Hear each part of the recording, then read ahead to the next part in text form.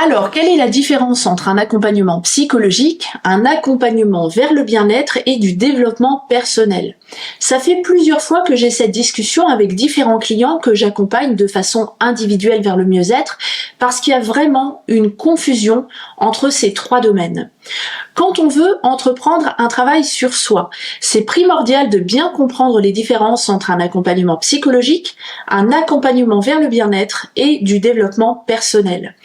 Bien que tous ces accompagnements vont viser à apporter du mieux-être à une personne, les objectifs, les méthodes et les cadres éthiques sont totalement différents. Même si ces trois domaines ont tous leur utilité, leurs buts sont radicalement différents.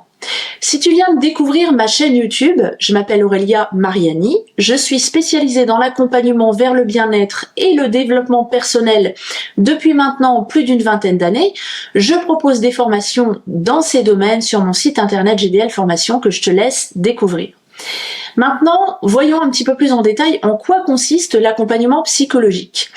On fait appel à l'accompagnement psychologique dans des moments où on est dans des états de crise et de mal-être profond et que ce mal-être dure depuis un certain temps.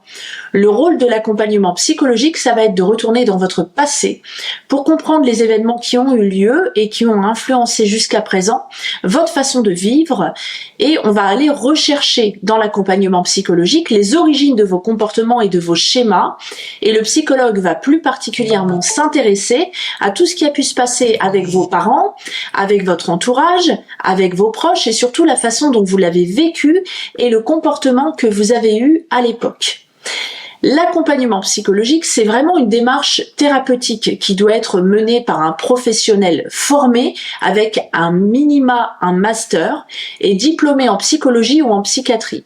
Ce type d'accompagnement s'adresse à des personnes qui sont confrontées à des souffrances psychiques, à des troubles mentaux, l'anxiété par exemple, la dépression, les troubles obsessionnels compulsifs, les problèmes de relations interpersonnelles. Et les objectifs, c'est d'aller soulager la souffrance psychique, d'offrir un espace d'écoute neutre et bienveillant, de favoriser une meilleure compréhension de soi et de ses fonctionnements. Maintenant, quelles sont les méthodes qui vont être utilisées? Ça va être des thérapies qui sont validées scientifiquement.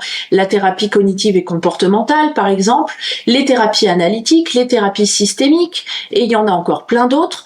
Dans tous les cas, il y a un travail qui doit être fait sur les émotions, les cognitions et l'inconscient.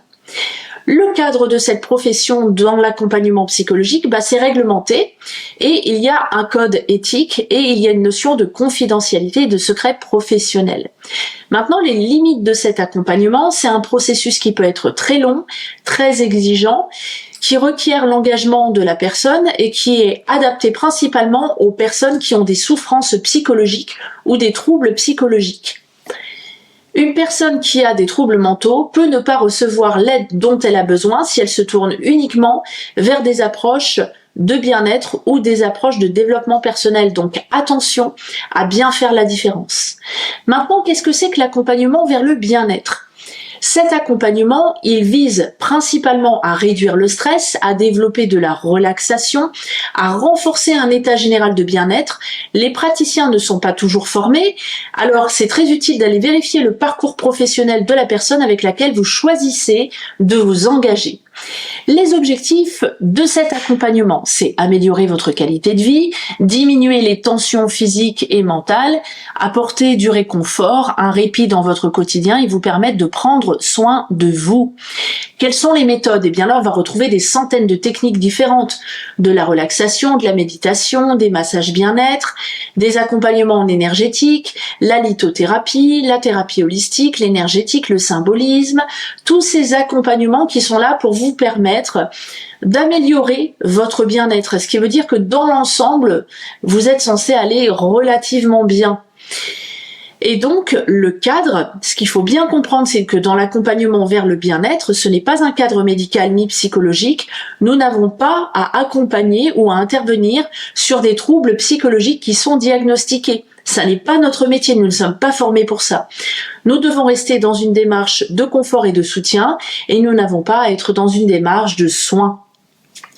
Donc, Comme on ne traite pas les causes psychiques et les problèmes liés au trauma, eh ben, bien souvent, on va obtenir des résultats temporaires si l'origine du problème de notre client est en lien avec un trauma ou un trouble psychologique profond.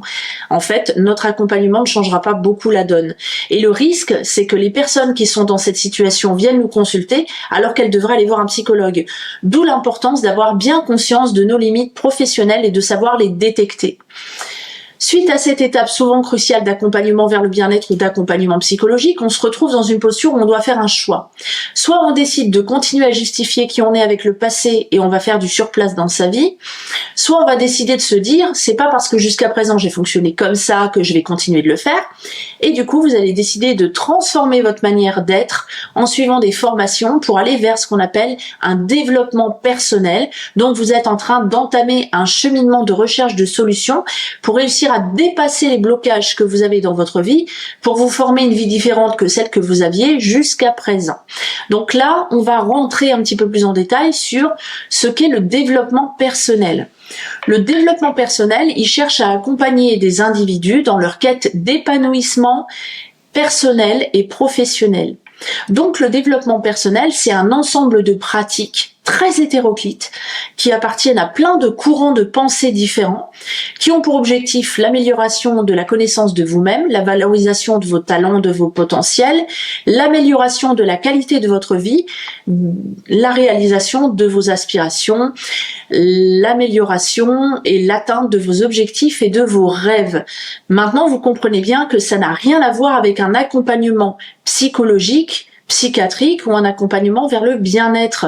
On est vraiment vers le souhait de l'atteinte d'un objectif de transformation, de changement. Donc, c'est un concept qui va nourrir votre besoin d'appartenance, qui va vous permettre d'acquérir beaucoup de culture générale et aussi de cheminer vers l'amélioration de votre vie à hauteur de ce qui est possible pour vous. Et c'est bien important de garder ça en tête, de ce qui est possible pour vous.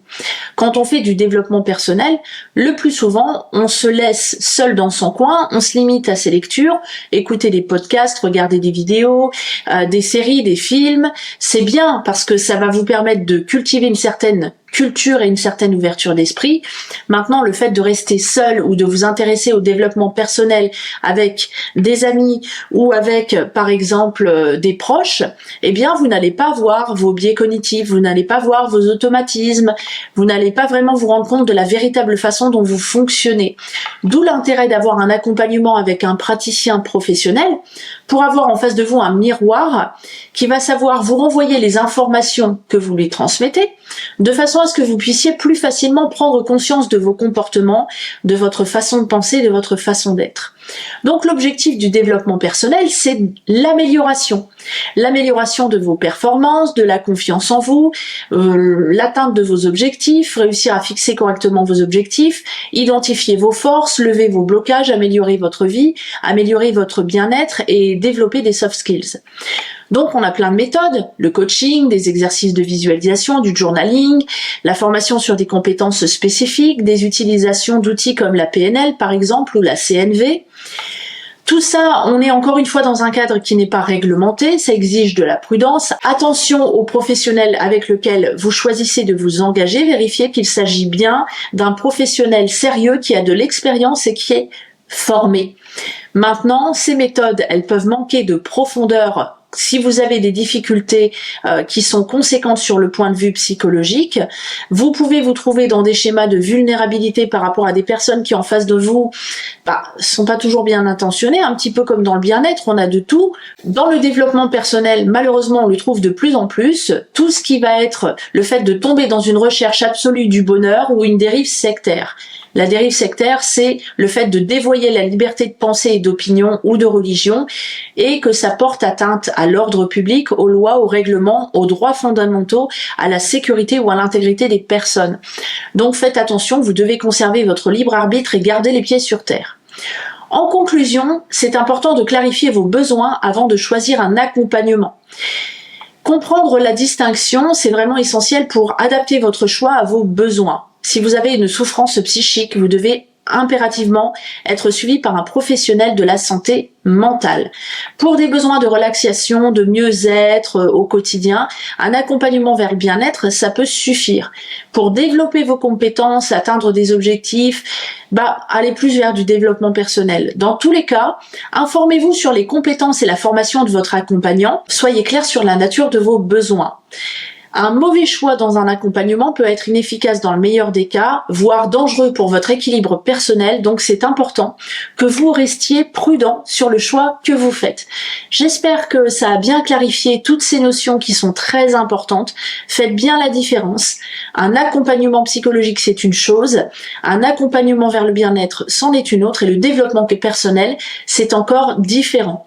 Et bien souvent, vous avez des personnes qui, comme moi, vont mêler développement personnel et accompagnement avec le bien-être, parce que ces deux choses sont deux choses qui très souvent fonctionnent ensemble. Voilà, je vous remercie de m'avoir suivi, je vous dis à bientôt dans une prochaine vidéo.